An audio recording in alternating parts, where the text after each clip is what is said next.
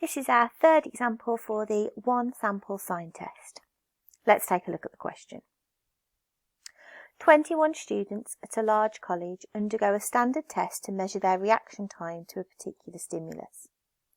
The median reaction time in the population generally is believed to be 7.8 seconds. The reaction times for this sample are given here.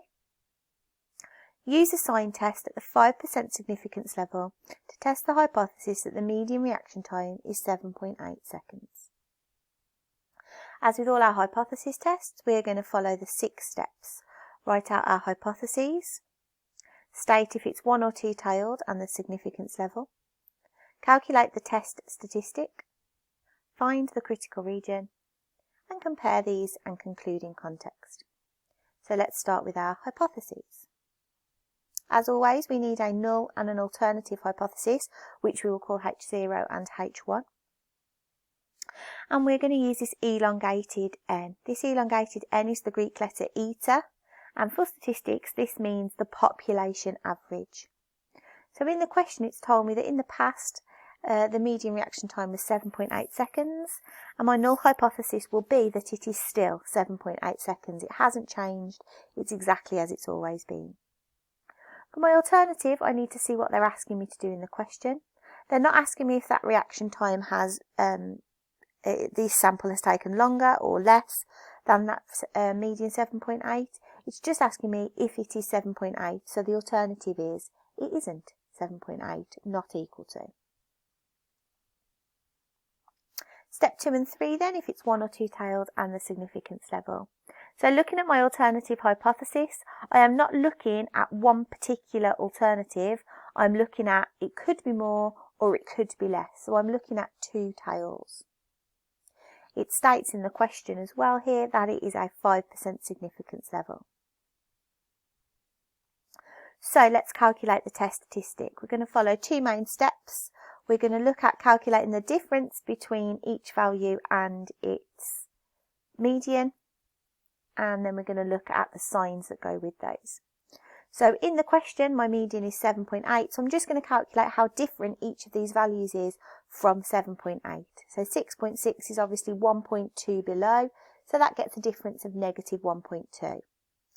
And I'm going to do that for each value on the list. As I get down to the second row, you will notice that 7.8 has a difference of 0. This piece of information cannot be used in this question. It cannot be used to help me in this hypothesis test. My hypothesis test is looking for values above and below 7.8 and how many there are above or below. So a value of 7.8 is of no use to me. So I'm going to have to discount that from my data set. So I'm going to cross it out. And now I've reduced my number of students to 20. And I'm just going to check I've got no more values with a difference of 0, which I don't.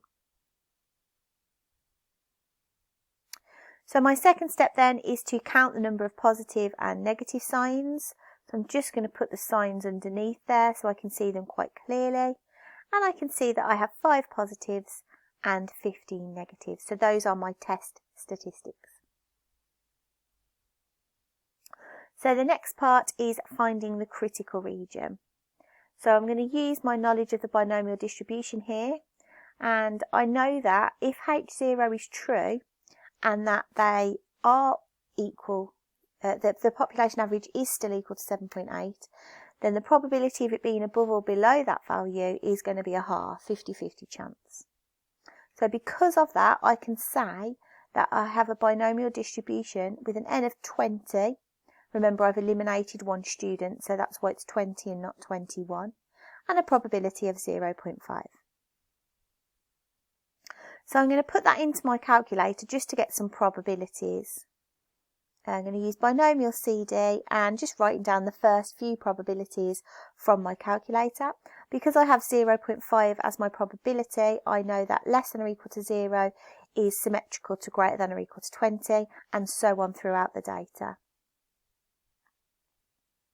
So this has a significance level of 5%, but because it's two-tailed, I am only looking for one end of that at a time. So I'm going to halve that to 0.025, and that is the probability I'm looking for.